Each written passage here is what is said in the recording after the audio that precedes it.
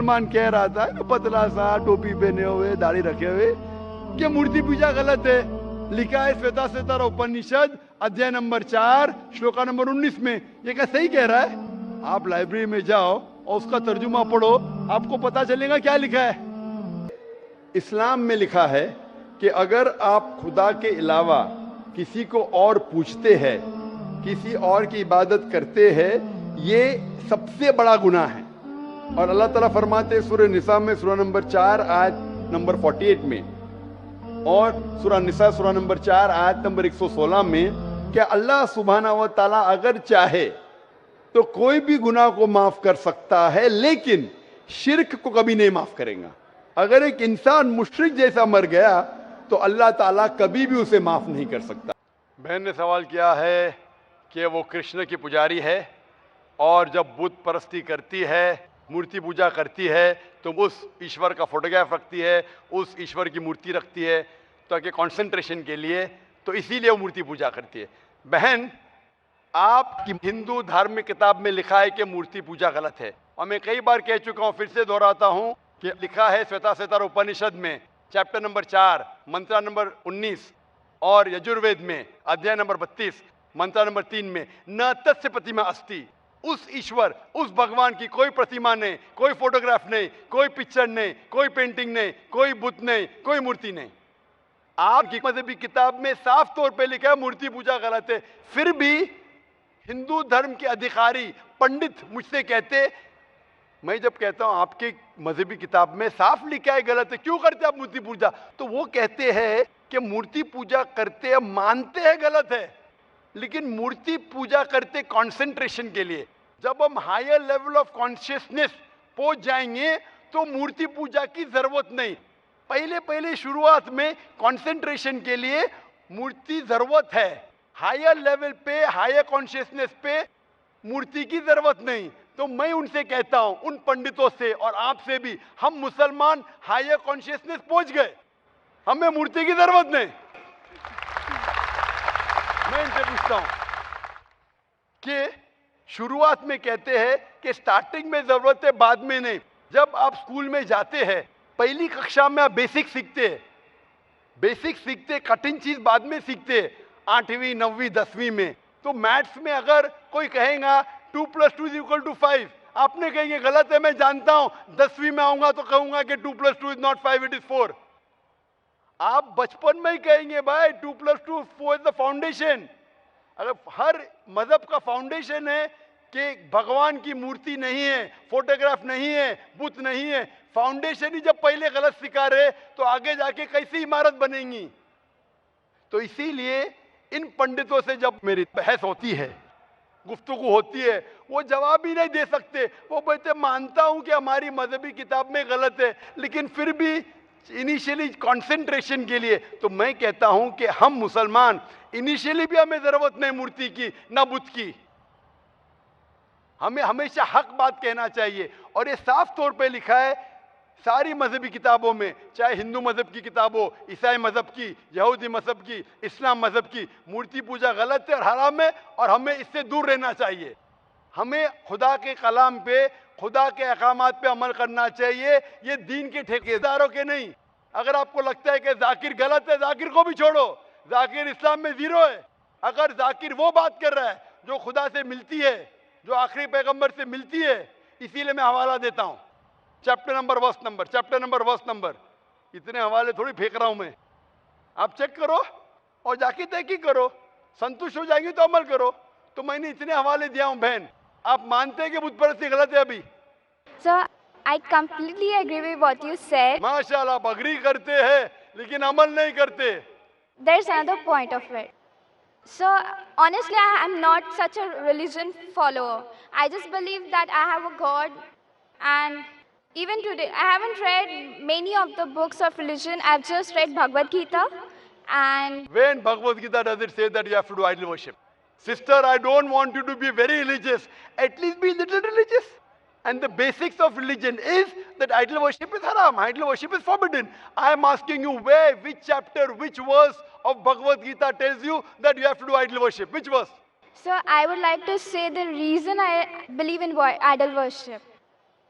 It is when I have a problem, a very big problem, all I do is I close my eyes, visualize and feel my Lord, that is Lord Krishna, whom I worship. And it just makes me feel so much better. I get so much strength that I know I'm ready to face anything that comes. Oh, I will give you the reply. Sister, if you read Bhagavad Gita, chapter number 7, verse number 20, it says that those whose desire has been stolen by material things, they do idol worship. Verse number 21 says that if you worship the false god, God will fulfill your wish, you will go to the kingdom of the false god. So Bhagavad Gita says that if you worship false god, he will fulfill your requirements, but you will go to the kingdom of the false god. Same thing is mentioned in the Quran. Allah gives you, even if you worship wrong things, Allah fulfills your desires and you go more into the depths of darkness. So this is, God is testing you, that do you really worship the true God or do you believe in wrong things? If you worship the wrong thing, Allah fulfills your desires and puts you more in the depths of darkness. You may think that if you ask an idol for wealth, you get wealth. Wealth will not take you to paradise. Following the commandments of God will take you to paradise. So sister, isn't it mentioned in Bhagavad Gita that don't do idol worship? It says those whose intelligence has been stolen by material desires, they do idol worship. So do you mean, I'm asking you, are you a materialistic person? I don't think so. So then why do you do idol worship? You are going against the teachings of Bhagavad Gita. I get it. I would like to think about it. Thank you, sir. Go back home, think about it, read the translation of Bhagavad Gita, and I request you to even read the translation of the Quran. Inshallah, you read the translation of the Quran, and inshallah, I will ask the sisters to give an English translation. And if you are satisfied, it will show you the true direction of how a life should be led. ये भगवान को आप बनाया? जी हाँ, अपने हाथों से। आप भगवान को बनाया कि भगवान आपको? भैया, भगवान ने हम सबको बनाया है। हमने तो सिर्फ इनकी मूर्तियां बनाई है। क्या बनाओ तो उनकी मूर्त, ताकि उनकी पूजा कर सके, अपने सुख दुख की बातें कर सके। करे भीतर ट्रांसमीटर बैठेगा, भगवान तक बात पहुंचा कैसे? हाँ? अरे भगवान को किसी ट्रांसमीटर की जरूरत नहीं पड़ती, वो डायरेक्टली सुन लेता है। डायरेक्टली सुना था तो फिर ये मूर्त की क्या जरूरत है? अरे क्या करूं इसका यार, धंधा बंद करवाएगा क्या? How can you say that? मैं ऐसे कैसे आप कह सकते हो कि दिल धड़कता है? तो ऐसा तो दिल तो हम आप सबका मेरा जवाब धड़कता है। सुनेंगे क्या? बीच में मुझे इंटरजेक्ट करेंगे? आपने सवाल पूछा, मैंने इंटरजेक्ट किया? आपने सवाल किया, मैंने इंटरजेक्ट किया? नहीं सर। तो मेरे जवाब को तो खत्म होने दो। जवाब ही नहीं खत्म हुआ, आप कैसा जानते? जवाब खत्म हुआ? खत्म हुआ कि नहीं? नहीं सर। नहीं हुआ। तो सर कह रहे, जरा बात तो मानो, खत्म तो होने दो। आप अगर बीच में इंटरप्ट करेंगे तो एक सवाल का जवाब भी नहीं दे सकूंगा, दूसरे पे जब मानने पड़ेगा मुझे। नहीं ठीक सर, आप बोलिए। तो आप जरा नहीं सुनेंगे मेरे जवाब को तो बोल सकूंगा मैं ना। आपका माइक खुला होने का मतलब ना आप इंटरजेक्ट करे। तो बच्चा जब पैदा होता है, मुझे कैसा पता है? क्योंकि किताब में लिखा है, अल्लाह के रसूल फरमाते हैं कि हर बच्चा जब पैदा होता है, खुदा कहता है हर बच्चा जब पैदा होता है मुस्लिम पैदा होता है, इसलिए मुझे पता चला है। आपने कुरान और हदीस नहीं पढ़ी, मैंने पढ़ा हूं। और दिल धड़कता, मैं डॉक्टर हूं, आपने डॉक्टरी की नहीं की। मैं डॉक्टरी क्या, मैं जानता हूं। बच्चा जब पैदा होता है सांस लेता है, सांस लेने से अल्लाह को पता चलता है ये मुस्लिम है, लेकिन इंसान को नहीं पता चलता है। तो माँ कहता है तो हमारे इंसान को पता चलता है माँ। तो सबसे पहले अल्लाह, फिर माँ। तो अल्लाह को पता लगने के लिए बोलने की जरूरत नहीं, उसका एक्शन ही कहता है कि वो मुस्लिम है। जब बच्चा पैदा होता है, वो सांस लेता है, दिल धड़कता है, वो ही कहता है कि वो मुस्लिम है।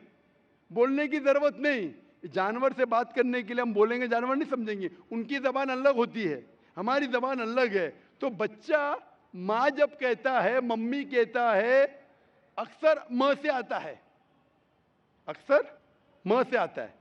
तो ये लफ्ज आसान लफ्ज है बोलने के लिए सारी जबानों में, चाहे इंग्लिश है, चाहे हिंदी हो, चाहे मराठी हो, माँ बोलना आसान है।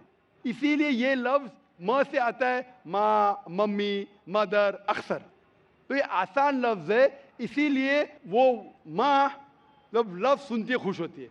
अल्लाह उसके पहले ही जानता है, तो अल्लाह सबसे अव्वल है। को दिल धड़कता है, सांस लेते है, अल्लाह को मालूम पड़ जाता है।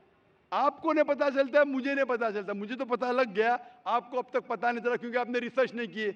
आप मुझे पूछेंगे ये बीमारी की दवा क्या है, मैं बीमार, बुखार है मुझे, तो मैं बोलूँ क्रोसिन लो, मेटासिन लो, पैरासीटामोल लो। आपको कैसा पता चला? क्योंकि मैंने मेडिसिन किया। आपने किए? नहीं किया। नहीं किए, इसलिए पता है मुझे। तो मैं किताबें पढ़ा हूँ, मजहबी किताबें पढ़ा, इसलिए मुझे पता। आपने पढ़ी है तो आप भी पढ़िए। मैं आपसे पूछना चाहता हूँ, मैंने आपके सवाल का जवाब दिया, मैं अभी सवाल पूछना चाहता हूँ आपसे। आप सनातन धर्म से, आप मानते खुदा एक है? हाँ। आप मानते हैं कि मूर्ति पूजा गलत है? हाँ आप मानते हैं कि आखिरी पैगंबर मोहम्मद सल्लल्लाहु अलैहि वसल्लम है? सर, लिखा गया है तो मैं मानता हूँ। मैंने इतने हवाले दिया, वो बहन ने सवाल किया कि मोहम्मद सल्लल्लाहु अलैहि वसल्लम का जिक्र क्या है। मेरी पूरी तकरीर 1 घंटे की, मैंने 1 घंटा तो लिया ने, 10 मिनट के अंदर इतने हवाले दिया। सैकड़ों में से कम 25-30 हवाले तो दिया होगा, 25-30 कम से कम, सैकड़ों में से। मैं पूछना चाहता हूँ, आप मानते हैं कि मोहम्मद सल्लल्लाहु अलैहि वसल्लम आखिरी पैगंबर है?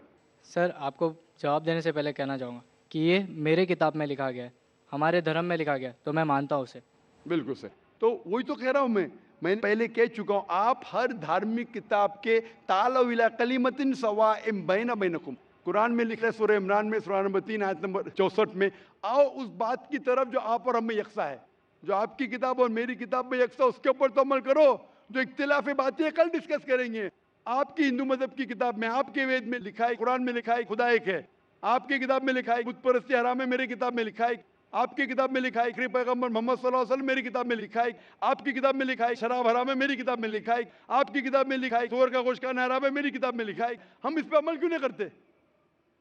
और अगर आप मानते खुदा है कि बुत परस्ती गलत है, मोहम्मद सल्लल्लाहु अलैहि वसल्लम आखिरी पैगंबर है, आपकी किताब में लिखा है कि पैगाम पे अमल करो, आप करते? कल की अवतार, आखिरी अवतार, वालिद का नाम था विष्णु यास अब्दुल्ला, माता का नाम था सुमति आमिना। पैदा हुए महफूज जगह पे, अमन की जगह पे, मक्का। वही मिली गारे हीरा में, गए शिमाल की तरफ नॉर्थवर्ड, वापस आ गए, मक्का से मदीना गए, फिर मक्का आ गए। उनके 4 दोस्त, इतने सब गहराई में दिया है। लिखा है कि आप मानो कि वो आखिरी पैगंबर है, उसके पैगाम पे अमल करो। आप अमल करना चाहेंगे? सर, फिलहाल मैं हिंदू धर्म से, तो मैं तो नहीं कर सकता। वही कहता हूं ना, आप अपनी किताब के पैगाम पे अमल नहीं कर सकते तो और रिसर्च कीजिए। मैं चाहूंगा कि आप कुरान मजीद का तर्जुमा पढ़िए। आपकी किताब में लिखा है कि आखिरी अवतार, कल के अवतार मोहम्मद सल्लल्लाहु अलैहि वसल्लम में, उसके पैगाम पे अमल करना चाहिए। कम से कम आप कुरान मजीद का तर्जुमा पढ़िए, वो जबान में, जो जबान में आपको महारत है उसमें पढ़िए। इंशाअल्लाह ये आपके लिए हिदायत बन सकेंगी और आप नजात पाएंगे। Hope the answers the question. Sir, क्या मैं आपके ये पास माइक आके ले सकता हूँ?